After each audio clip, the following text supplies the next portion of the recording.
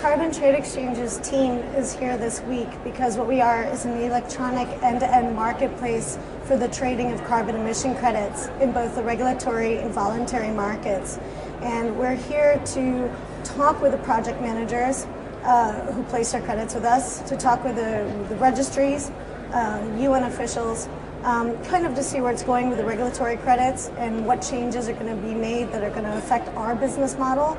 And also just to kind of promote awareness about what we are and taking the market from an over-the-counter, prolonged, inefficient trade mechanism it currently operates under and into an electronic trading platform that's highly efficient.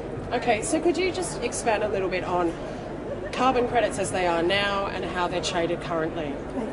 Carbon credits now are an initiative that's UN-born, which was a way in order to be able to commoditize the investment needed by project managers and NGOs that do environmentally green, sound projects throughout the entire world. And this was a way to basically quantify the pollution emitted by large enterprises and giving them a chance to offset that, either meet the cap or trade the difference by buying credits that then make up the percentage over their limits that they produce. And then what they're actually doing is buying unit investments into projects that help promote green energy and save local communities throughout the world. Okay, so with all of these kinds of projects, there are challenges, and I wanted to hear about what particular issues are facing your market sector at the moment and how action at COP15 could maybe help mediate some of those challenges. To the value of the carbon credits is vital that legislation comes into place that gives the market economy, the commodity market, confidence, the large investment banks, the tier ones, the brokerages, kind of confidence in it as a tradable commodity itself for the longer term. And that's where that's important. But what I do see in the voluntary market is that the market is trying to make itself. Currently, a challenge that we face is that the trading of carbon emission credits is mostly over the counter, which means a broker will look at the contracts on the screen, we'll still have to call it in, and there'll be months on months of contract negotiation between legal teams. It can take up to 4 months for one transaction to occur.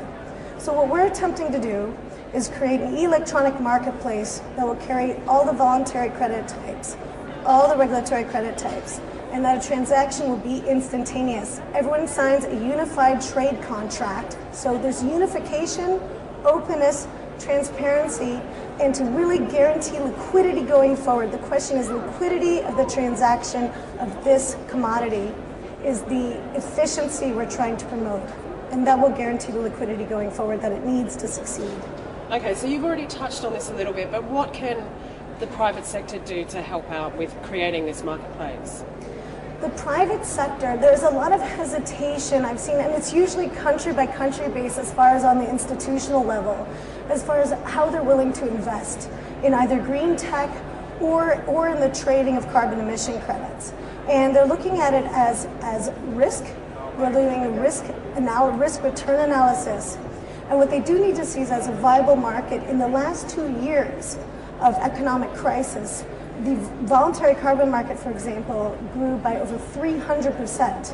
It is very robust, it is growing, it is an early stage, but its trend lines are absolutely impressive, and that is a way to go forward and is a way for large institutional investors to tap into the carbon market and help the world environmentally while making a sizable profit for themselves and their trading desks. Okay, and finally I just wanted to ask you, this is a little bit more of a personal question, but I know that Carbon Trade Exchange are a global company, and I wanted to know from your perspective and a company perspective, what's your impression of COP15? COP15's been amazing for us. It's been, I see our company as a little bit of a microcosm of everything I'm seeing here, because we are based in London and Australia. Our management team is Australian, but we have about 5 different nationalities in total, including myself as a bit of a US-UK hodgepodge.